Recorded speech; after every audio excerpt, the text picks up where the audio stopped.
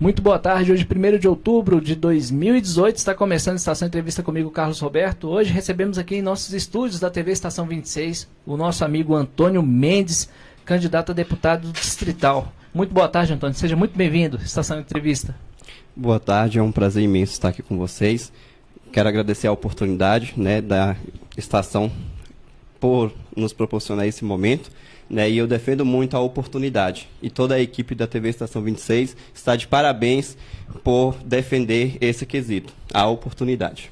Muito bem. Antônio Mendes, sempre começo as minhas entrevistas fazendo a seguinte pergunta. Conta para a população do DF quem é o candidato ao governo do Distrito Federal, aliás, deputado, a candidato a deputado distrital, Antônio Mendes. Conta um pouquinho da sua história para a população. Então, eu me chamo Antônio Mendes. Eu tenho 24 anos, sou natural do estado da Bahia, filho de agricultores rurais, sou técnico em agropecuária, estudei em escola em tempo integral com pedagogia da alternância, vim para Brasília para continuar os meus estudos, há 8 anos atrás, e chegando aqui em Brasília, trabalhei como auxiliar de padeiro, garçom, auxiliar administrativo e em departamento pessoal. E há 4 anos atrás, fundei um projeto, que é a Escola Mais Participação Política, Escola Novo Brasil, que visa trazer para a sociedade como que funciona o processo político no país, como forma de aproximar as pessoas da política. Então, sou um jovem, lá vindo do interior da Bahia e, graças a Deus, aqui em Brasília encontrei muitas oportunidades e estou agora como candidato a deputado distrital. Muito bem. Antônio, conta um pouquinho para a gente quais são os seus projetos aqui. Vou elencar, são 10 projetos que você tem para apresentar, se eleito para o governo do Distrito Federal. Trabalhar incansavelmente na fiscalização e no combate à corrupção. Se eleito, como você pretende fazer isso? Hoje a gente vê por aí que a política se tornou desacreditado justamente por causa de pessoas que usam da política para benefício próprio. Nós precisamos resgatar o valor original da política, fazer com que ela seja realmente voltado para a sociedade. Então eu vou atuar fortemente na fiscalização, porque a nossa Câmara Legislativa ela precisa trabalhar para o povo. Então eu vou estar atuando dia após dia, conversando com a sociedade, fiscalizando o próprio governo pelas suas licitações que eles fazem, tá acompanhando com quem que os deputados eles estão recebendo seus gabinetes, porque se eu tenho, por exemplo, uma licitação agora que vai sair, por exemplo, para transporte, aí de repente começa empresários e mais empresários frequentar aquele determinado gabinete, então a gente precisa estar atenta ao que está acontecendo na Câmara Legislativa, porque se eu tenho uma licitação em aberta, o que eu tenho que fazer é deixar com que as empresas venham e façam esse processo, Eu não posso estar tendo contato com esse tipo de pessoas, Ou por outro lado, a gente vê hoje, como que é assim, na cara limpa, a falta de mecanismos que eles próprios não permitem que a gente crie para fiscalizar. Então, minha maior base vai ser a sociedade. Eu quero muito contar com o apoio da sociedade, através de assinaturas, para a gente conseguir aprovar projeto, através de debates com a população, porque a população ela precisa estar inserida. E junto com ela a gente consegue, sim, investigar a política, porque o mar não vem, a maré não vem contra o mar. Então os políticos também não vão vir contra a sociedade se a sociedade estiver empenhada em fiscalizar o que eles andam fazendo. Muito bem. Em relação a não votar em nenhum projeto de lei sem debater e consultar a população, se eleito, você pretende fazer isso como? Então, hoje isso já é colocado em prática no partido Podemos, que é o partido a qual eu estou filiado.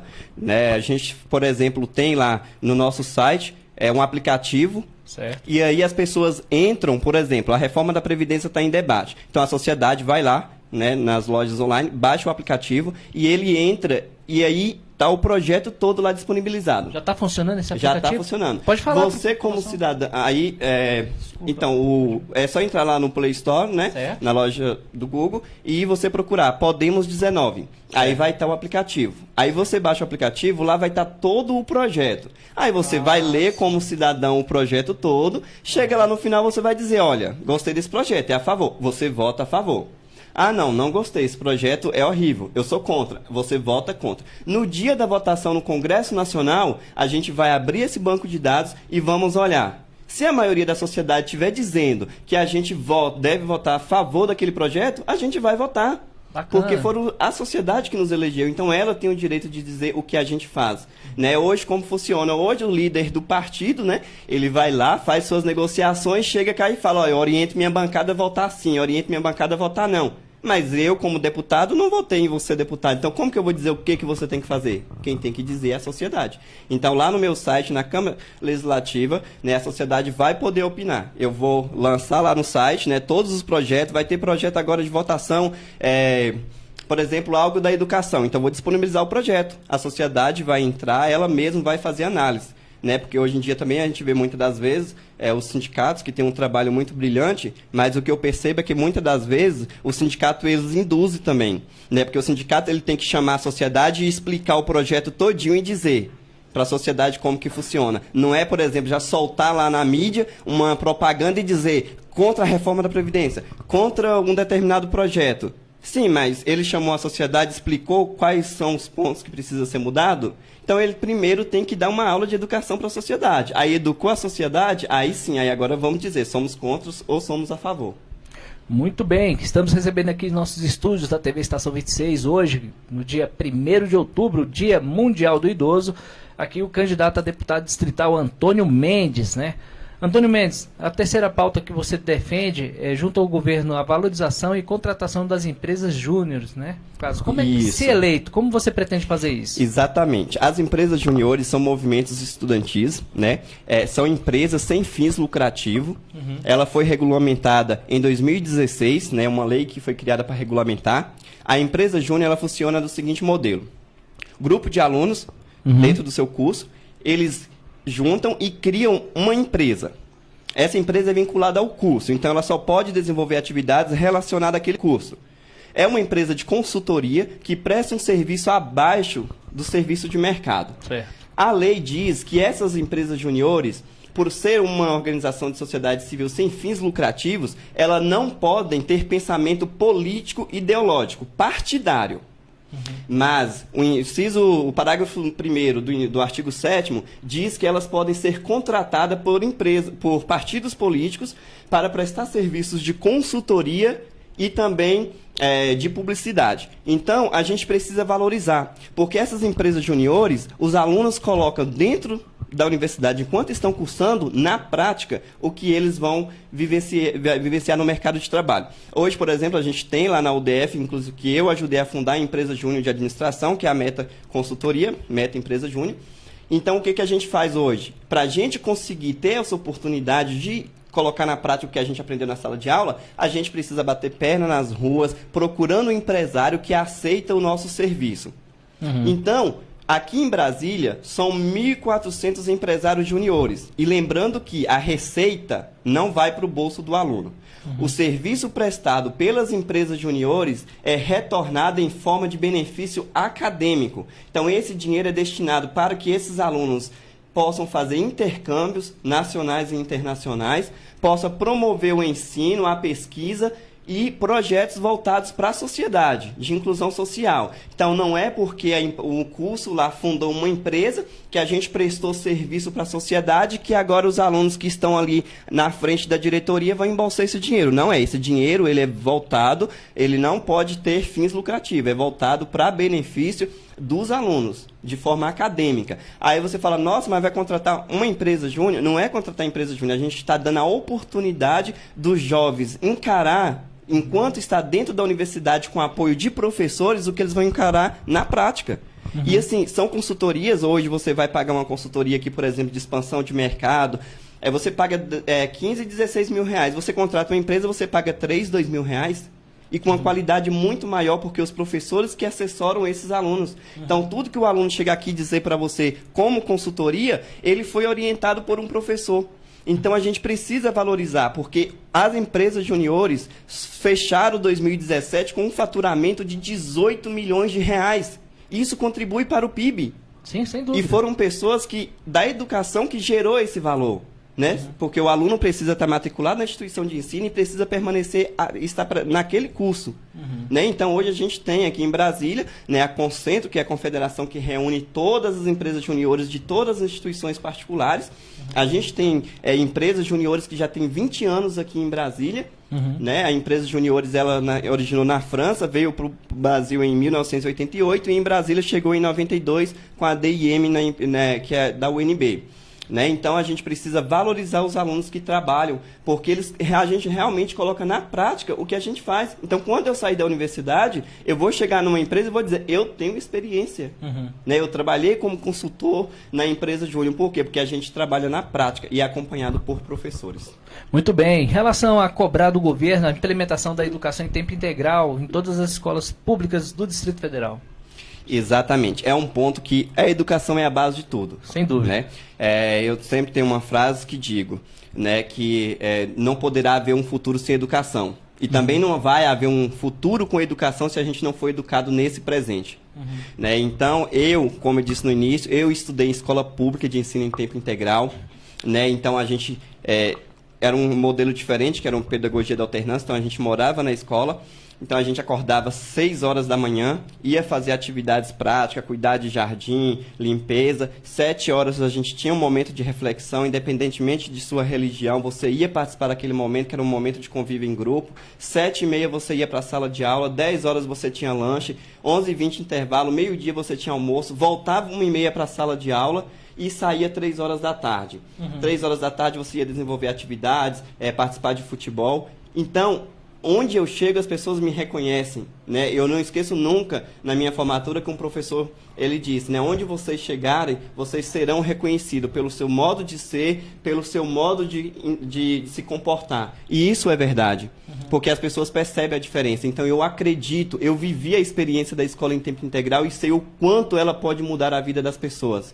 Né? Você não vai para a escola estudar só química, biologia, português, matemática e geografia. Uma escola em tempo integral, ela tem que oferecer alimentação, ela tem que oferecer aulas de língua, de judô, karatê, né, que são artes marciais, aula de natação, teatro. Então, o aluno ele vai se sentir incentivado para ir. Hoje, no DF, né, em 2017, teve o plano do governo, onde seriam 13 escolas que iriam adotar inicialmente, né, o ensino em tempo integral.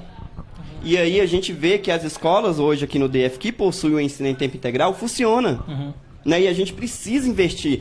Não tem dinheiro? Tem sim. E as escolas têm espaço suficiente para criar estruturas para que sejam desenvolvidas atividades extracurriculares. A gente vê o espaço das escolas são enorme e o espaço de construção de instalação ocupa menos da metade. Né? Então, a gente precisa investir na educação em tempo integral e eu vou lutar para que verbas sejam direcionadas, né, para a implementação e valorização da escola em tempo integral, incluindo os professores. Né, porque os professores, e aí também vem toda essa questão, né, a gente consegue gerar mais emprego, porque uma vez que o aluno vai ficar ali 8 horas por dia dentro de uma escola, então você precisa contratar mais pessoas ali, cozinheiras, mais pessoas da limpeza, mais professores, e aí a gente acaba alimentando toda uma cadeia de benefícios, né? E o pai também, né? Que vai sentir também um alívio, porque hoje você tem 2 filhos, um, por exemplo, que estuda ensino fundamental e outro que ensina médio, você vai de manhã cedo, leva o seu filho na escola, meio-dia você tem que caçar alguém para ir buscar, e não, no tempo integral você leva seu filho de manhã na escola e volta, pega à tarde quando você estiver voltando da escola. Então você vai evitar muito transtorno com isso também. Muito bem. Em relação à sua proposta, candidato, em defender a implementação de ações para a valorização do empreendedorismo e do agricultor rural no Distrito Federal. Exatamente. Como eu falei, né, meu ensino médio foi de nível técnico, né, nessa escola em tempo integral, técnico em agropecuária. Então, eu vivi na zona rural até os meus 17 anos de idade. Né? Então, assim, eu tenho uma admiração muito grande pelas pessoas do campo e sei o quanto que elas sofrem e a dificuldade que elas encontram. Então, eu também vou defender essas pessoas porque eu já senti na pele o que é ser um agricultor rural. Sou filho de agricultores rurais, meus pais moram na zona rural e eu vou lutar, né? Seja através de realizar eventos para valorizar, criação de linhas de crédito a juros muito mais baixos para para os agricultores rurais. Também a questão, né, da regularização fundiária, né, porque eles precisam, hoje, por exemplo, para poder pegar um empréstimo, eles precisam ter o documento em mãos. né? Então a gente vai valorizar o agricultor rural. O empreendedorismo, eu sou jovem, né? Sabemos hoje a expansão do empreendedorismo no DF e que tem gerado grandes empregos, né? E ajudado a vida de muitas famílias. Então o empreendedorismo é algo que jamais poderá ser esquecido, né? A gente precisa incentivar o empreendedorismo no Distrito Federal. Se o campo não planta, a cidade não janta, não é isso? Exatamente. Muito bem. Em relação ao seu projeto, candidato, defender a criação de programas de incentivo ao esporte como forma de valorização do cidadão e desenvolvimento regional. Pode falar. Exatamente. Né, o esporte, ele não é só uma brincadeira, né? Ele gera emprego, ele movimenta a economia e faz a vida das pessoas mais feliz. Então nós precisamos investir no esporte, porque nós vamos valorizar os cidadãos, né, os alunos das escolas, e vamos também trazer a economia para o Distrito Federal. A gente sabe hoje, né, a quantidade de pessoas que são comovidas pelos jogos, por exemplo, né? Jogos de futebol, jogos de futsal. Então a gente precisa incentivar. Então vamos criar projeto de competições entre as escolas daqui do Distrito Federal, né? Vamos fazer com que o esporte ele seja realmente, né, um desenvolvimento regional para o Distrito Federal e de valorização das pessoas, principalmente dos jovens hoje que estão assim muito sem opção de ter o que fazer, né? Vai para a escola, estuda, aí vai para casa, aí não tem condições de pagar uma aula fora de inglês ou de um outro curso, então a gente precisa investir no esporte. Dentro desse contexto ainda, a ampliação de vagas das Vilas Olímpicas como local de atividades que devem ser ofertadas em complemento ao ensino em tempo integral nas escolas. Podemos agregar aí um ao outro. Não? Exatamente, porque hoje a gente vê o descaso que está sendo com algumas vilas olímpicas, né? Então a gente precisa fazer a revitalização, as reformas deles. E aí, quando o governo vier dizer que não tem como implementar o ensino em tempo integral, porque os espaços das escolas são pequenos, é mentira, porque a gente tem os centros olímpicos que existem em cada região, que a gente pode sim, o governo pode sim comprar um ônibus e fazer a locomoção dos alunos da instituição de ensino até a Vila Olímpica. Por exemplo, o Riacho Fundo, né? A gente tem lá o CETELB embaixo, mas acima a gente tem um Parque Olímpico que dá para ir a pé, basta atravessar a rua. Então a gente precisa valorizar as Vilas Olímpicas, que são grandes estruturas, né, que levaram muito dinheiro, então a gente não pode deixar abandonar, não pode deixar acabar, a gente precisa valorizar. E aí a gente vai utilizar elas também para que complemente, por exemplo, as aulas de natações, os jogos, as corridas, utilizando o Parque Olímpico. A gente não pode deixar abandonado, porque custou dinheiro e dinheiro nosso. Exatamente. Olha só, em relação a defender os projetos que simplifiquem a legislação para a abertura de novos negócios. Exatamente. Hoje a gente sabe o quanto que a burocracia é grande, a nível Brasil, né? Então, junto com o nosso deputado federal, a gente vai lutar, né? Vamos ouvir a sociedade, vamos ouvir os empresários, vamos levar, né, através do nosso deputado federal, ao Congresso Nacional, propostas de que simplifique a legislação. Né? A gente precisa gerar emprego, a gente precisa dar oportunidade para as pessoas e com essa alta tributação isso se torna quase que inviável. Hoje a gente abre uma empresa e a gente não consegue se manter por muito tempo. A gente precisa criar uma política para que os empresários iniciantes eles tenham um período de carência para começar a pagar imposto. Como é que eu abro uma empresa hoje, às vezes ainda estou fazendo um plano de negócio ali, e aí, semana que vem eu já tenho que pagar imposto? Isso não existe, gente. Eu não tive faturamento. Pois é. Isso é um assalto. Então, a gente precisa criar um projeto que dê um período de carência, mesmo que não seja por tempo, porque pode ser que a empresa consiga ter um retorno financeiro, mas a gente pode delimitar um teto. Ah, não chegou esse teto ainda, então não vai pagar imposto. Porque senão, o que adianta abrir uma empresa? Vai gastar, sofrer tanto para poder abrir uma empresa, aí depois você não pode continuar porque não tem condições de pagar o imposto, aí você perdeu o seu tempo, perdeu o seu dinheiro e ainda fica insatisfeito ainda. Né? Isso é muito ruim. Isso é verdade. Defender a expansão regional e o aumento de vagas nos cursos de língua, o CIL, e a Escola Superior de Ciências e Saúde. Exatamente. É um tema, assim, que eu fico muito grato de saber, né, que, olha, em Brasília, a ESS, né, que é a Escola Superior de Ciência da Saúde, ela é muito importante. A gente precisa expandir esse modelo. Né? Ela está entre dos melhores cursos, né, do nosso país. Né? Ela deveria ser modelo de nível nacional. Então, eu vou destinar verba, né, para a escola, vou lutar junto com os estudantes, porque as pessoas que estudam na ESS, elas têm uma educação diferente. Elas vivenciam na prática o que é estudar em uma escola de saúde. Ela já sai preparada para o mercado de trabalho. Né? E essa escola, ela utiliza médicos que são da rede pública. Então, a gente não precisa contratar mais médico para dar... Nesse caso, por exemplo, se for numa universidade normal que a gente criasse diferente desse modelo, a gente teria que contratar médico. Nesse, a gente já pega a estrutura, né, do modelo de saúde que já existe, do cronograma que já está, e esses mesmos médicos que atendem, fazem o atendimento na rede pública, eles também dão aula na escola. Então, assim, os alunos estão ali vivenciando dia a dia, porque o médico está ali todo dia atendendo um paciente. Aí ele sai de lá do consultório público e vai para a escola, para a sala de aula. Então, os alunos têm um contato direto. Então, isso aumenta a questão da facilidade do estágio, que a gente vê a dificuldade que as pessoas encontram hoje para conseguir realizar um estágio na área da medicina. Então, eu vou fazer de tudo para poder investir, para valorizar a ESS, para que ela se torne um modelo, uma referência a nível nacional. Né? Porque a gente vai economizar dinheiro também, né? Muito mais dinheiro utilizando esse modelo.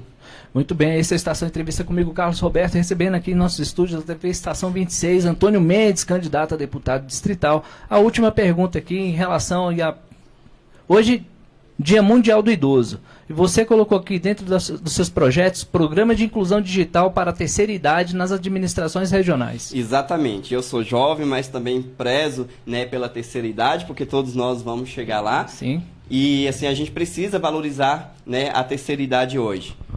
Esse é um projeto que, na verdade, ele já existe como um projeto de extensão lá na universidade que eu estudo, na UDF. A gente já trabalha com esse modelo, né, onde a terceira idade ela vai, aí a gente tem a equipe, que tem as pessoas da área da tecnologia, que vai ensinar, né, a questão digital, da informática. A gente tem os enfermeiros, que faz o acompanhamento desses idosos, né, que são alunos. Então, a gente beneficia toda uma cadeia. Né? E, além disso, a gente vai ajudar os idosos. Você precisa de ver a alegria que eles ficam quando eles sentam numa mesa, que alguém vai lá e ajuda eles a mexer lá no computador, ajuda a mexer no celular, que eles entram em contato com uma pessoa que eles não veem há muito tempo, lá da origem deles, lá que estão em outros estados. Então, assim, você precisa de ver a alegria com que eles ficam por participar desse projeto. E aí foi um projeto que eu gostei muito, um projeto que deu certo, as turmas lotam todos os semestres, e aí eu resolvi colocar isso como propósito, né? Porque vai beneficiar muitas pessoas. E não há nada mais lindo do que você olhar no rosto de um idoso, né, e ver um sorriso, né, de uma pessoa que já viveu, que já contribuiu bastante tempo, que já contribuiu muito para a sociedade. Então, o mínimo que eles merecem é um respeito, a dignidade e um tratamento. Né? Eles merecem ser incluídos no mundo digital, porque somos digitais, né? Então os idosos também precisam acompanhar. E aí eles encontram, às vezes, dificuldade dentro de casa, né? Tem muitos deles que falam, nossa, meu filho não tem paciência para me ensinar, nossa, eu não consigo acompanhar eles. E lá a gente tem toda uma equipe que dá todo esse suporte para eles. Então a gente vai expandir esses projetos para administrações regionais, para que as pessoas da terceira idade, lá no seu final de semana, eles possam ir lá num centro escolar ou na própria administração regional e possam participar de ter esse benefício a favor deles. Muito bem, esse é o candidato a deputado distrital Antônio Mendes. Antônio Mendes, chegamos ao final da nossa Estação Entrevista. Gostaria que você olhasse ali para as nossas câmeras, mandasse um recado para a população do Distrito Federal e também o seu número. Isso. Eu sou candidato, né, como eu coloquei nos meus panfletos, pela vontade de ver uma Brasília melhor e feliz. Eu sou uma pessoa simples, como a maioria dos brasilienses. Passo pelas mesmas dificuldades, bem como a falta de saúde, a falta de segurança e a falta de transporte. Nós precisamos, a Câmara Legislativa precisa de pessoas éticas, pessoas comprometidas, pessoas que desejam trabalhar para o bem de toda a sociedade. Então, independentemente da nossa cor, da nossa religião, do nosso sexo, somos todos seres humanos. E, acima de tudo, merecemos respeito. E é por isso, com muito respeito, que eu peço a você o seu voto. Eu sou Antônio Mendes, candidato a deputado distrital. Vote 19456. Vote para avançar, melhorar Brasília. Antônio Mendes, 19456. Quero agradecer a você pela audiência. Fique com a programação da TV Estação 26. Daqui a pouco o programa Mulheres em Foco com Kátia Vasconcelos. Quero agradecer a você pela audiência. Fique com Deus e até amanhã com mais uma Estação Entrevista. Boa tarde a todos.